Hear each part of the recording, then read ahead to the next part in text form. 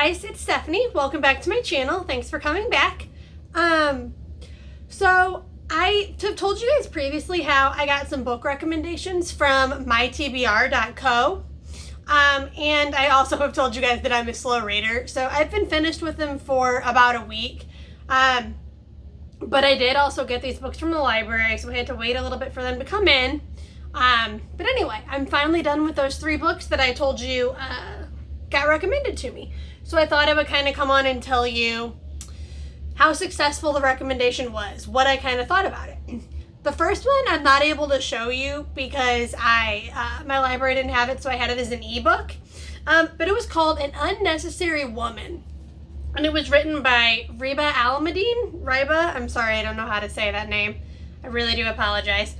And, you know, when I looked it up on Goodreads, it had so many good reviews. And honestly, it took me quite a while to get into it. I wouldn't necessarily say I was disappointed. But I didn't love it as much as I thought I would based on the Goodreads reviews that I saw. So what it is there's a woman who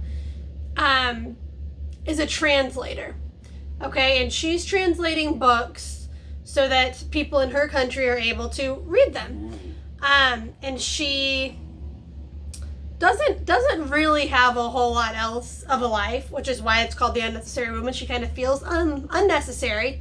She has been divorced, so she lives by herself, and her house is pretty much just full of books and the translations that she's done. And it's talking about how kind of the trouble that she has with her family, her half siblings, and her mom, and again, how she doesn't really feel like she mattered compared to everybody else. And then toward the end, she kind of starts to become closer to her neighbors, and they kind of figure out what she's doing because she was sort of keeping it a secret. And they sort of convince her, like, no, this is really, really cool. This is important. There's some other events that lead up to that. But they really make her feel like those translated books are valuable. The fact that she is making it possible for other people in her country to read these books that otherwise they wouldn't be able to, like, what an impact that's leaving on the world, since she doesn't have, like I said, like a close relationship with family or kids she's leaving behind or anything. So it's about her, again, feeling unnecessary. And then she realizes she is necessary because of all the books that she's translated and all the stories that people in her country are now going to be able to read that otherwise they wouldn't have. So I like the ending a little bit better. I do only read about 20-30 minutes a day, and I think that's part of my problem. I think if I spent more time and was able to read the books in bigger chunks and get through the story quicker, I might kind of connect with it more. And I've told you guys before, I think that I'm a teacher, so we'll see. I'm on spring break. Today's Thursday. I'm on spring break till Tuesday. So I'll try to read, and then obviously I've got summer vacation coming up, so we'll see. In a time when I've got, some more time, I'll try to maybe kind of chug through some books quicker and see if that might have been the reason that I wasn't quite as thrilled with it as I expected it to be. Next, I was recommended The Invisible Library by Genevieve Cogman. This was interesting. So the reason that they recommended this or suggested this to me is that I love the A Discovery of Witches trilogy. I believe it's been a long time. Series, we'll say. I loved it. And this is very similar. It is about a librarian who is in charge of going to all these alternate worlds, alternate universes, and basically collecting books, mostly from famous, well-known authors that you've heard of before, which is kind of what makes it interesting. But so in this world, there is a story, or it ends up being a couple stories, that the Brothers Grimm wrote, a couple of fairy tales that they only continued their collection of writing in this universe. So this woman that works for the library, her job is to go to this universe and, sorry guys. Her job is to go to this universe and find the book that has these extra stories. And the premise of the library is that if anything were to happen in that alternate universe, if they were to lose their copies of this story, basically there's lots of universes where we have, the majority of the well-known Grimm's Brothers fairy tales, but if they lost this one copy, since they only continued writing in this universe, those stories that the Brothers Grimm wrote would be gone. Okay, so the premise of the library is that they could give them back their book or make a copy to give back to them if they needed to. They want to keep safe, basically single copies of important works of literature. And there's a couple more examples, but it's mostly, like I said, well-known authors that you've heard of. So that kind of made it interesting. Authors that you really could connect with and had read before. And it made at least me think, just how cool it would be if some of these stories that were written so long ago, these authors have, long ago passed away. And, for it to suddenly be discovered that they actually wrote more books. There's more that they've written that we didn't know about. When, again, they've passed away. You didn't think, that there was a possibility of more stories from them. So she is in this world trying to get this Grimm's Brothers story, and obviously a lot of things go wrong. It's a fantasy story.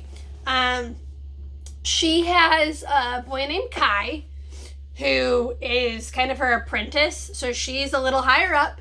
They assign her an assistant who is kind of in training, and she is training Kai about kind of how a mission with the library would work. And of course things happen, things get in the way. I'm not going to tell you too much more to spoil it, but I actually really enjoyed it. Same thing with what I said with the last one. Since I only read for about half an hour a day, I didn't get through it super quick, but once I had time to start reading big chunks, like toward the end, I got through the end a lot quicker than I did the beginning. It really picked up, in my opinion. So yeah, it was a good book. I definitely do recommend it. The last book, and this is the only one that I had actually heard of before I got my recommendations. It's one that I had actually considered reading. And it was Writers and Lovers by Lily King. So this is a story, and again, I'm sorry if you don't want spoilers, you can leave here or fast forward. But it's about an author, a struggling author, I guess I should say, who lives in Boston. She works currently as a waitress at an upscale fancy restaurant that kind of caters to the Harvard elite, and kind of writes in her spare time. She's trying to finish her book to make her big break so that she can be a writer and get an agent and all that.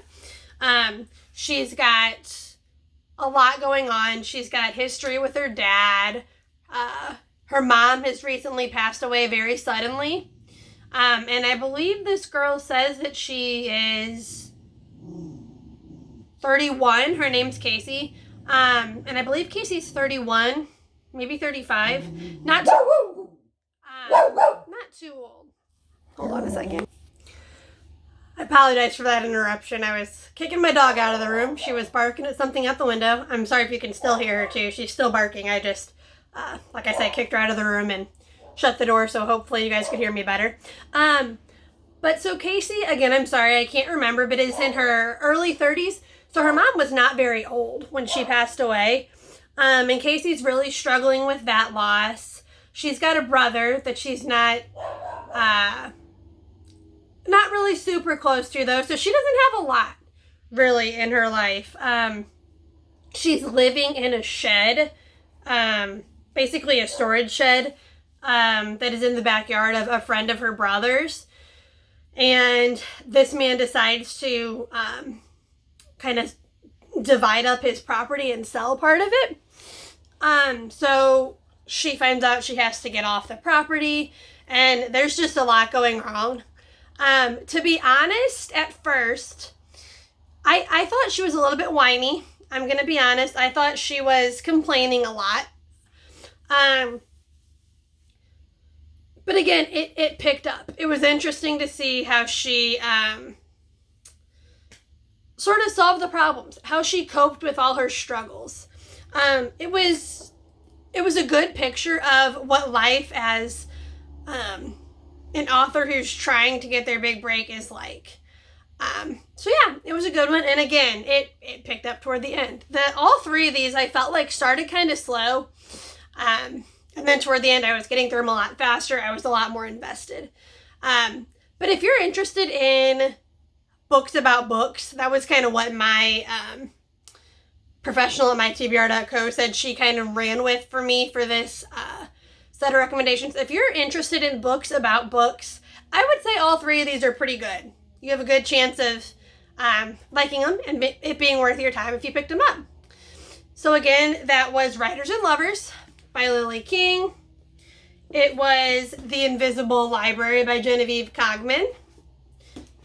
And then finally, it was An Unnecessary Woman by Riba Almadine.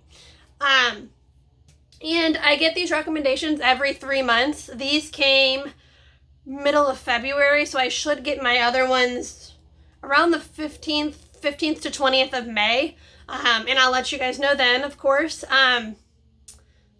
what my next set of books are. Let me know if you've read any of these three and what you thought of them, or if you decided to try mytbr.co. All right, everybody have an awesome rest of your day. Bye, guys. I'll talk to you again soon.